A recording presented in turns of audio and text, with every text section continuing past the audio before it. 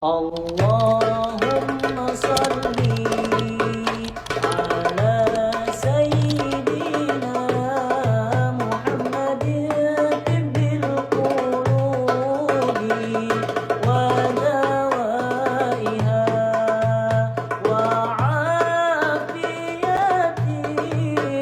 abdani wa shifaiha wa nuril absari wa diyaiha wa ala alihi wa sahbihi wa sallim. Kajian karena udah jadwal ya, tapi kita persingkat. Itu tehnya dituang teh. Yang kena kamera belakang tadi. Bismillahirrahmanirrahim.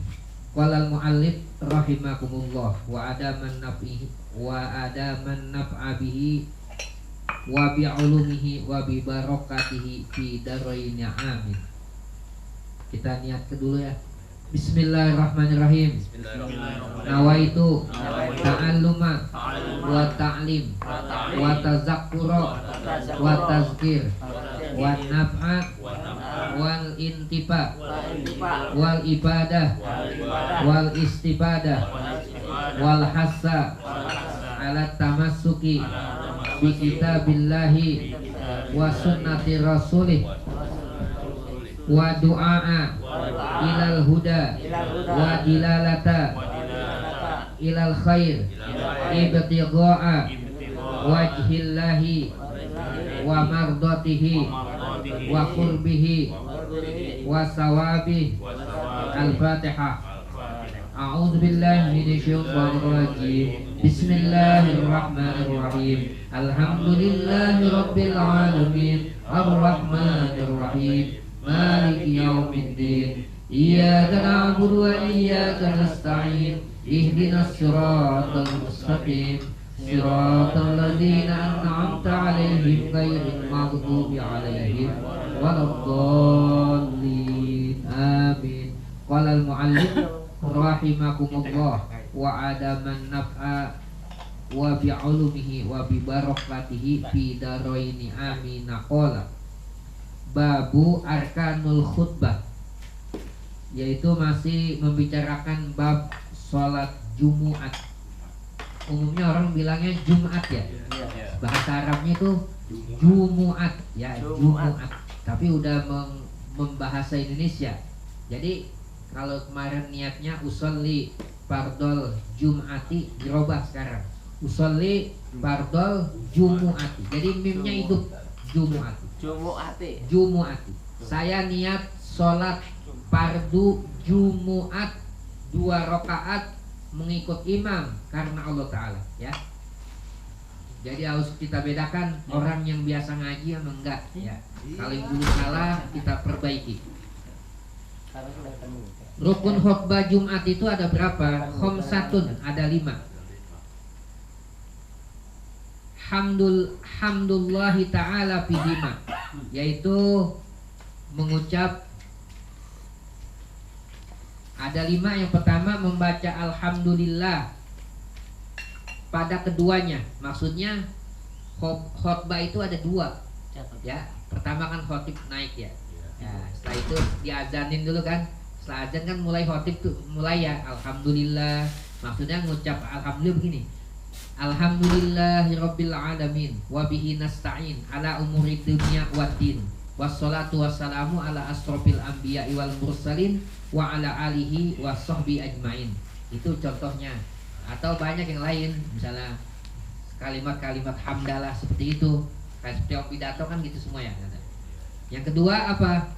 Yaitu wassalatu ala nabi sallallahu alaihi wasallam bihima, yaitu membaca selawat. Di antara membaca selawat,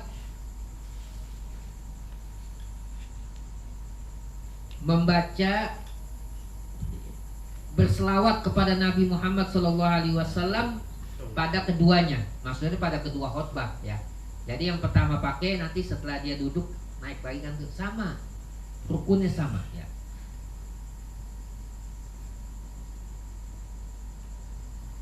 Wassalatu ala nabi, yaitu berselawat di antara keduanya, ya, di antara dua. Yang ketiga asalis adalah al-wasiyatu bittaqwa bihima, yaitu yang ketiga adalah yang keempat adalah membaca berwasiat untuk bertakwa keduanya. Jadi sebagai khotib harus berwasiat, ya, baik pada khotbah pertama ataupun yang kedua. Apa wasiatnya? Tadi kan sampai baca selawat dulu, Allahumma sholli ala sayyidina Muhammad, sesuai dengan urutan ini rukunnya. Pertama baca hamdalah, alhamdulillah rabbil alamin, ya, sampai gitu ya. Kemudian baca selawat, ya, Allahumma sholli ala sayyidina Muhammad wa ala ali sayyidina Muhammad. Biasanya diawali dengan asyhadu an la ilaha illallah syarikalah wa asyhadu anna sayyidana Muhammadan abduhu wa rasuluh. Allahumma sholli ala sayyidina Muhammad wa ala ali. Yang ketiga adalah wasiat. Nih, wasiat bertakwa. Ya. Setelah itu kan amma ba'du, ya. Nah, wasiat apa langsung? Ya.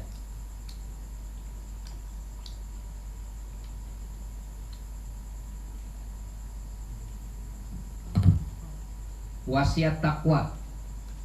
Ya ayyuhal muslimun, ya. Ya ayyuhal hadirun, ya.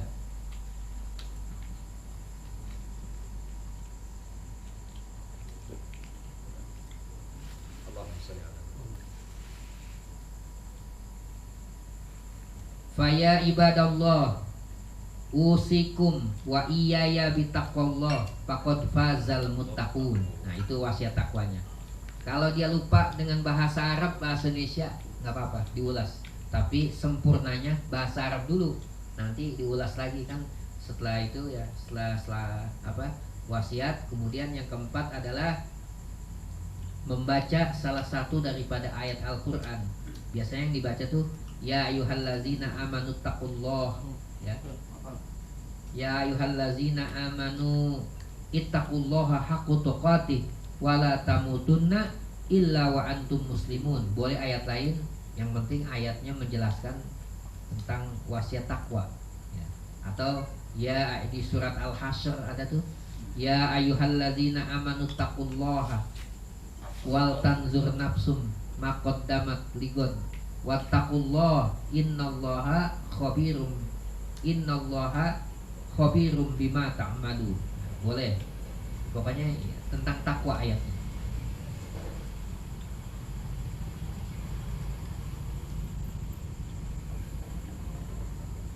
Yang kelima adalah ad-du'a lil mu'minin wal mu'minat pisaniyah pada khutbah yang kedua. Kalau khutbah pertama enggak. Jadi apa doanya? Doanya Allahumma ghfir lil muslimina wal muslimat wal mu'minina wal mu'minat al ahya'i minhum wal amwat.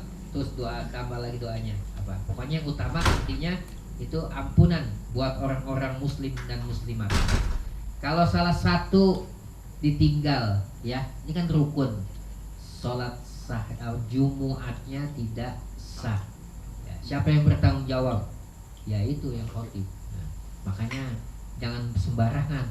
Makanya kan kadang-kadang ada yang orang sudah biasa, ya, dia nggak pakai teks. Ada juga yang pakai teks, ya, pakai teks, dia dipegang teksnya langsung dibaca, nggak apa-apa. Nah, ya untuk menghindari kekurangan atau kesalahan rukun tadi. Nah, banyak kalau kita perhatiin, kita tahu, ya, bahwa kayak tadi nih ada yang kurang nih daripada rukun ini. Dia turun dari mimbar, Pak Ustadz, rukunnya kurang, naik lagi. Harus kita gitu ya. Untuk nyelamatin nih, nyelamatin daripada jamaah tentang sholatnya. Jadi saya ulang lagi ya. Yang pertama baca hamdalah, yang kedua baca selawat, ya, rukunnya, rukun khutbah. Yang ketiga baca wasiat. Wasiatnya apa? Wasiat takwa. Nah, baik di pada khutbah pertama ataupun kedua. Yang keempat adalah membaca ayat, ya, yang dipahami dan di antara keduanya, ya, baik yang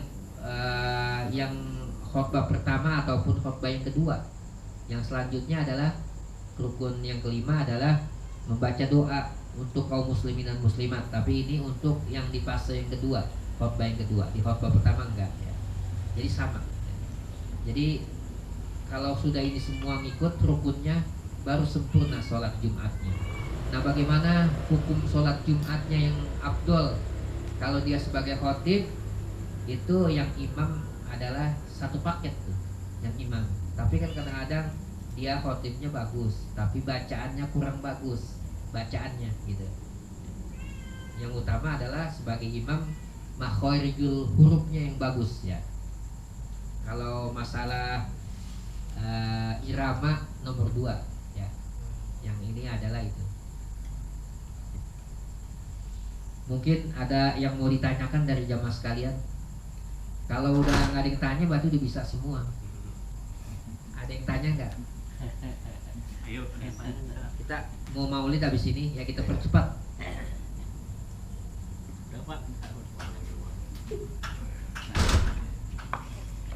Udah ada yang tanya belum? Udah bisa semua nih ya. Kalau disuruh khotib kira-kira bisa nggak? Itu masalahnya.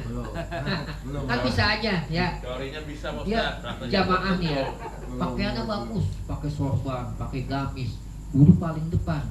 Ya, ketika jadwal ustadz ini nih, pengurus lihat-lihat, udah dibacain tadi waktu pengumuman bahwa ustadz ini yang akan mengisi khotib ini ya untuk hari ini. Ya, ternyata belum juga datang nih, udah pot-potan nih panitia. Siapa nih yang saya suruh ya? Kebetulan ada sahabat jamaah pakaiannya bagus nih. Nah, dia langsungnya panggil, Pak Ustadz, minta tolong. Nah, kira-kira siap nggak? Nah, gitu maksudnya.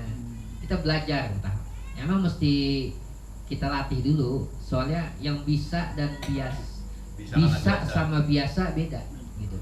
Kalau bisa sekedar bisa, giliran naik di atas jamaah banyak, bisa gugup, gemeteran juga dia. Imam juga begitu, imam. Biasa kita di rumah biasa mimpin sama istri ya, bagus bacaannya. Ya di masjid kayaknya panas dingin nih, berubah suara kita. Ya, aturan napasnya panjang jadi pendek ya. Itu biasa, hal biasa. Tapi kalau udah biasa, ya beda. Nanti perjalanan kita tuh semakin pengalaman makin banyak, ya istilahnya kita nggak kagok dalam menghadapi jamaah. Gitu. Bagaimana, ada yang mau ditanya enggak? Kalau nggak ditanya kita tutup dengan apa rumah gitu. Ada yang tanya enggak?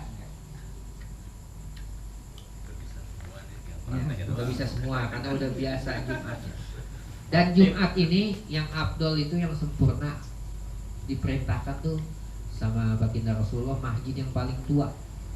Di Buaran masjid paling tua mana? Jambil dulu At-Taqwa. Coba yang lain ada nggak? Yang selain At-Taqwa yang paling tua, yang paling dulu nih masjid di kampung Buaran mana nih? Itu yang afdol. Kemudian, hah? Haji Nur Jaya. Iya. Yang paling lama. Nah, kemudian nanti bagusnya sih kalau bisa sholatnya kalau bisa keliling sampai 40 masjid. Sekarang di At-Taqwa, besok Salul Jannah, terus Al-Hidayah, gitu aja. Kalau misalnya ini keliling, bagusnya. Nah, jadi ada keutamaan. Assalamualaikum. Waalaikumsalam. Ya, silakan.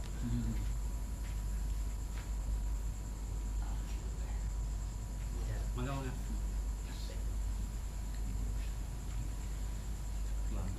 Enggak apa-apa. Ahlan wa sahlan. Siapa ya ini? Alhamdulillah. Ini beliau di Pamulang. Ya. Beliau di Pamulang, dia foto yang di depan tuh, depan Indomaret kan ada spanduk kita. Ya, ke saya bilang datang, saya bilang gitu. Insya Allah, alhamdulillah ya. Jadi walaupun datangnya belakangan, pahalanya tetap sama, minumannya, makanannya tetap sama. Jadi ya, cuma beda penjelasannya. Tadi Pak Tony kita membahas masalah rukun khutbah Jumat. Jadi saya ulang lagi ya, rukun khutbah Jumat itu ada 5. 1, baca hamdulillahi ta'ala fihima. yaitu membaca alhamdulillah pada kedua khutbah. Khutbah kan ada dua ya, kedua-duanya dibaca. Yang kedua yaitu wassalatu ala nabi sallallahu alaihi wasallam fihima, berselawat kepada Nabi Muhammad sallallahu alaihi wasallam pada keduanya. Harus baca selawat ya. Yang ketiga yaitu al-wasiyatu bittaqwa fihima, berwasiat untuk bertakwa kepada keduanya, kedua khutbah maksudnya. Wakil yang selanjutnya adalah yang ke 4, wa qira'atu ayati mubhamatin fi ihdahuma wa kaunuhuma fil ula aula, yaitu membaca salah satu ayat yang dipahami dari kedua khutbah tersebut dan keadaannya yaitu membaca seperti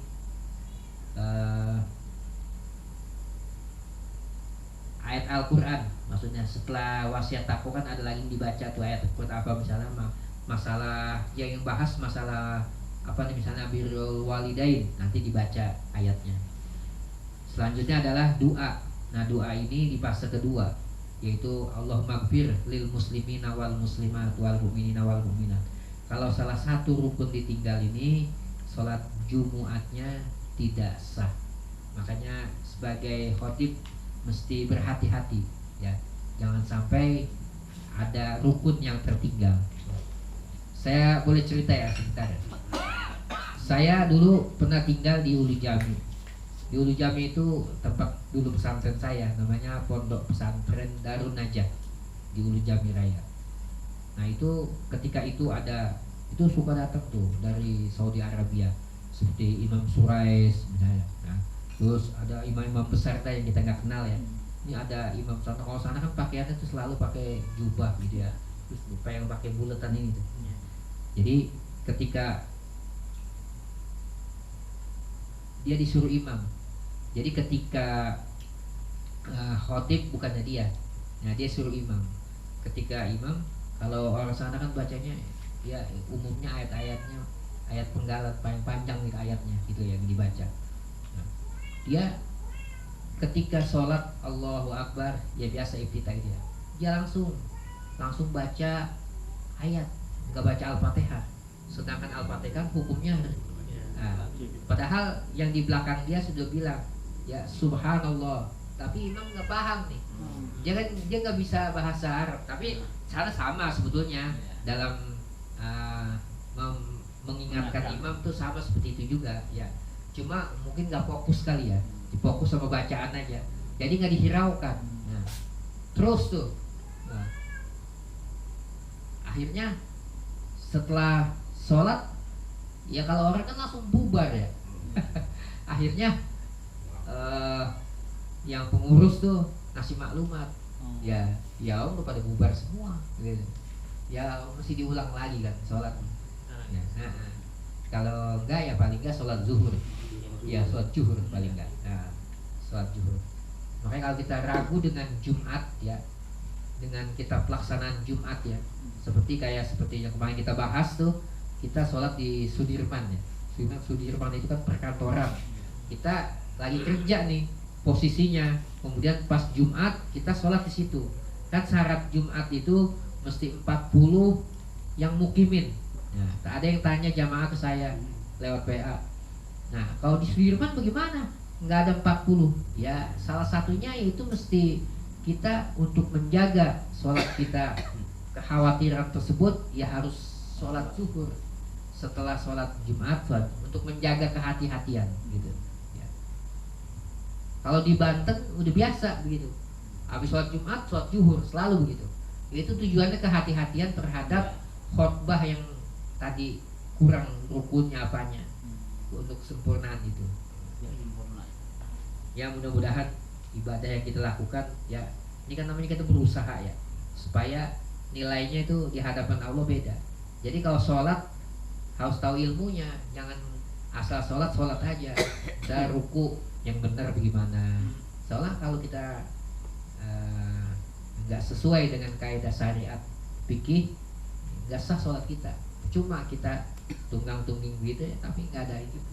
Yang utama adalah kalau dalam hal sholat adalah wudunya. Kalau wudunya benar, ya sholatnya insya Allah kesanain ngikutin gitu. Sama kalau haji tentang ihram, kalau ihramnya beres kesanainnya insya Allah gitu. Makanya yang dibahas biasanya kalau dalam ilmu fikih pertama toharoh, kedua yaitu tentang berwudu apa, karena itu yang utama gitu. Kalau salah ya udah kesana ini salah semua jadinya. Makanya harus berhati-hati. Kita tutup aja karena ini ada yang mau maulid ya di alisan atas ya. Kita tutup dengan kafaratul masjid. Allahumma sholli ala sayyidina Muhammadin tibbil qulubi wa dawaiha wa afiyatil abdani wa shifaiha wa nuril absari wa diyaiha wa ala alihi wa sahbihi wa sallim. Tutup dengan kafaratul majlis. Subhanakallahumma wa bihamdika asyhadu an la ilaha illa anta astaghfiruka wa atubu ilaik. Akhirul kalam. Assalamualaikum warahmatullahi wabarakatuh. Waalaikumsalam warahmatullahi wabarakatuh.